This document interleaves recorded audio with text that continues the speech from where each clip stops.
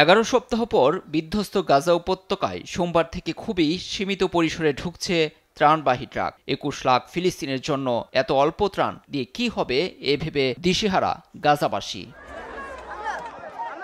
ক্ষুধায় জর্জরিত গাজার ফিলিস্তিনিরা যখন মরতে বসেছে তখন ভয়ঙ্কর এক সতর্ক বার্তা দিয়েছেন জাতিসংঘ মানবিক সহায়তার প্রধান টম ফ্লেচার। সোমবার বিবিসি রেডিও 4-এ সাক্ষাৎকারে আশঙ্কা করে ফ্লেচার বলেন, উপত্যকায় এই মুহূর্তে ত্রাণের বন্যা না বইলে পরিস্থিতি ভয়াবহ আকার নেবে। এমনকি পরবর্তী 48 ঘণ্টায় 14,000 শিশু মৃত্যুর কোলে ঢলে পড়তে পারে বলেও বার্তা দিলেন জাতিসংঘের এ কর্মকর্তা।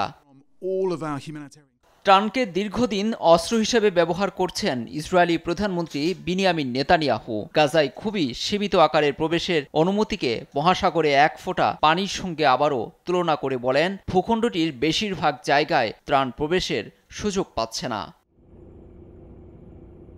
বিবিসিকে ফ্লেচার আরও বলেন, যুদ্ধবিধ্বস্ত অঞ্চলে প্রায় 21 লাখ মানুষের বসবাস, যার প্রায় অর্ধেকই শিশু। কিছু ট্রাকে এত মানুষের চাহিদা কোনোভাবেই পূরণ সম্ভব নয়। শিশুদের কাছে খাদ্য পৌঁছে দিতে জাতিসংঘ সর্বোচ্চ ঝুঁকি নিয়ে কাজ করে যাচ্ছে।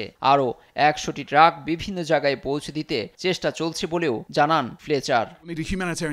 এদিকে ইউএনআরডব্লিউর সংখ্যা গাজায় অপুষ্টি শীঘ্রই নিয়ন্ত্রণের বাইরে চলে যেতে পারে। যদিও বিদেশি সহায়তার উপর নির্ভর করে চলা গাজার সীমান্তে অপেক্ষায় আছে হাজার হাজার ত্রাণবাহী ট্রাক। এসব ট্রাক গাজায় প্রবেশ করতে দেবে কিনা তা নির্ভর করছে ইসরায়েলের উপর। লুৎফর কবির, নিউজ ডেস্ক, দেশ টিভি।